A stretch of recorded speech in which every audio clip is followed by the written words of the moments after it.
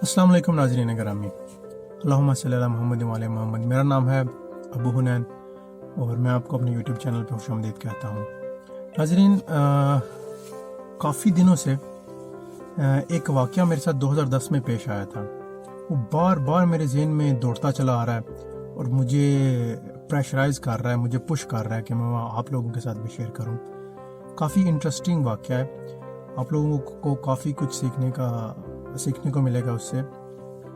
ये वाक़या है 2010 और 2011 के दरमियान का। अभी इसको ऑलमोस्ट 9 साल हो गए हैं, तो फिर भी ये मेरे दिमाग में तरोताज़ा है। कुछ वाक़यात आपकी ज़िंदगी में आपके साथ ऐसे होते हैं जो कभी भी आपको पूरी लाइफ नहीं भूलते, और ये भी उनमें से एक है। काफ़ी इंटरेस्टिंग है। तो असल में हुआ क्या, चलें शुरू करते हैं। तो नाजरीन, बिला वजह की भी वजह होती है। कभी कभी हम किसी मुकाम पर, किसी गली या किसी चौराहे में बगैर मर्जी के न चाहते हुए पहुंच जाते हैं। अपनी तरफ से हम शॉर्टकट का रास्ता इस्तेमाल करते हैं, सोच में गली मुड़ना भूल जाते हैं, या दानिस्ता तौर पे हम दुरुस्त रास्ता अपनाए हुए होते हैं, लेकिन आखिर में जाके हमें मालूम होता है कि ये रास्ता तो गलत है, हम तो गलत रास्ते पर आगे हैं। लेकिन इसकी वजह क्या थी? क्यों हम अपने तयशुदा रास्ते से अलग होकर दूसरे रास्ते की तरफ मुड़ गए? हम अक्सर औकात इन्हीं गली कूचों और शहरों से गुजरते हैं और अच्छी तरह रास्ते से वाकिफ होने के बावजूद भी क्यों हम रास्ता भूल गए? ऐसी सूरत हाल आप में से अक्सर के साथ पेश आई होगी, लेकिन हम क्यों ऐसी सूरत हाल से दो चार हुए? बुनियाद के पस मंजर कौन कौन सी वजह थी और इसकी वजूहत क्या बनी? इसकी बेस पॉइंट क्या था कि हम अपना रास्ता भूल के दूसरे रास्ते की तरफ मुड़ गए? नाज़रीन, ये वाक़या है, मैं वज़ीराबाद से आ रहा था गुजरात,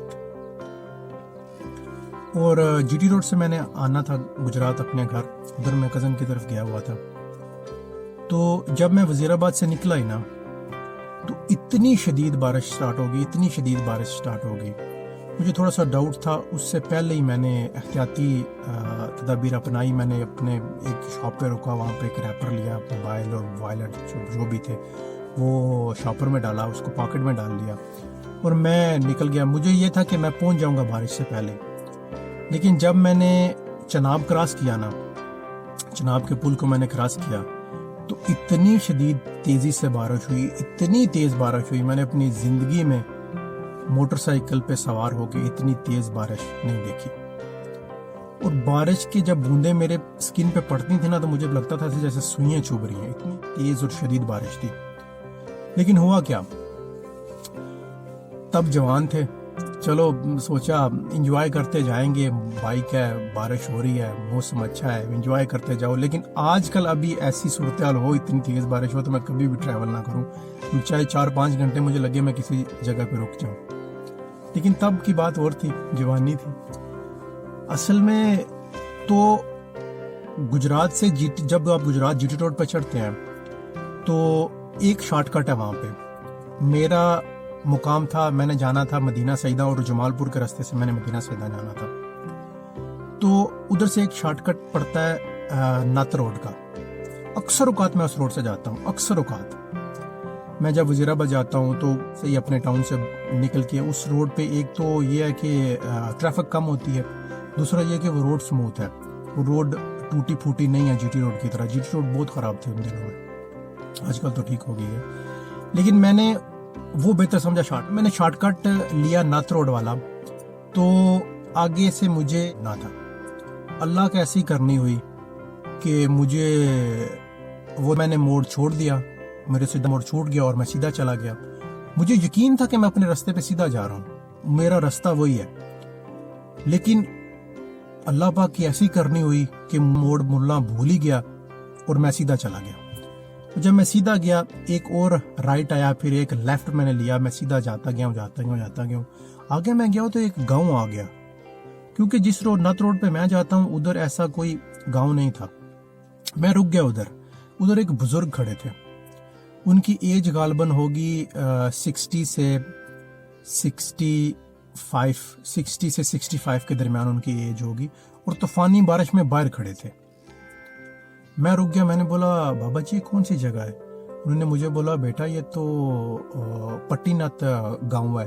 میں بولا میں تو روڈ پہ جا رہا تھا, مجھے تو جانا ہے ادھر جلال پور کی طرف.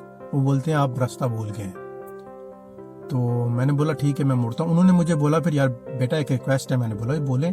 وہ بولتے ہیں مجھے ایمرجنسی ہے ایک, اور میں ادھر کوئی ایسا کنوینس نہیں ابھی مجھے مل رہی, تو آپ مجھے اپنے ساتھ بٹھا لیں اور مجھے رستے میں اتار دیجیے گا.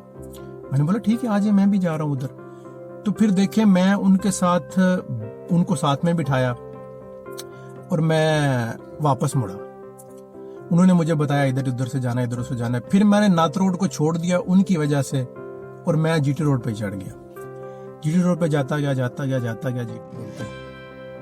ٹی روڈ پہ کہ رستے میں ہی تھا ان کا, گجرات سے پہلے ہی کسی جگہ پہ تھی جس پر انہوں نے اترنا تھا. میں نے ان کو وہاں پہ اتارا, انہوں نے میرا شکریہ ادا کیا. تیز بارش ہو رہی ہے تو میں اپنے رستے پہ چلا گیا.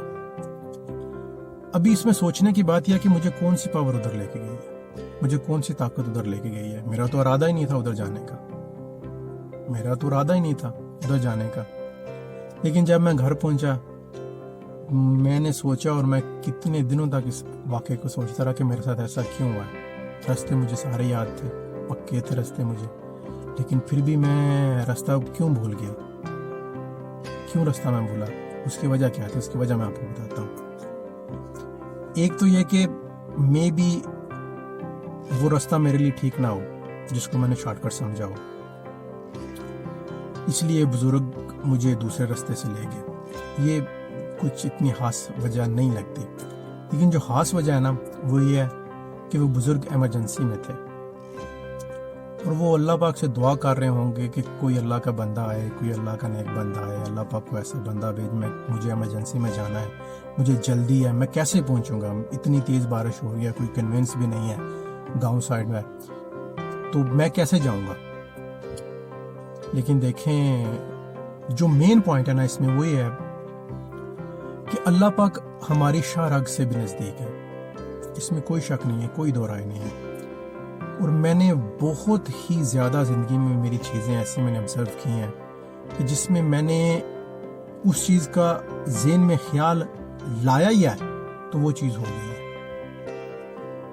اور کچھ دعائیں ایسی ہوتی ہیں جو آپ کی پلک جھپکنے سے پہلے منظور ہو جاتی ہیں, اور وہ ایسی قسم کی دعا تھی. وہ بزرگ کتنی ایمرجنسی میں ہوں گے, انہوں نے اللہ پاک سے دعا کی, کوئی کنوینس نہیں ہے, کیسے جاؤں گا, ایمرجنسی ہے کوئی. میں نے ایمرجنسی پہ انسسٹ نہیں کیا کہ ان کو پوچھوں کیا ایمرجنسی ہے, لیکن بہت زیادہ ایمرجنسی تھی کیونکہ اتنی تیز بارش میں ان کے کپڑے سارے بھیگے ہوئے تھے.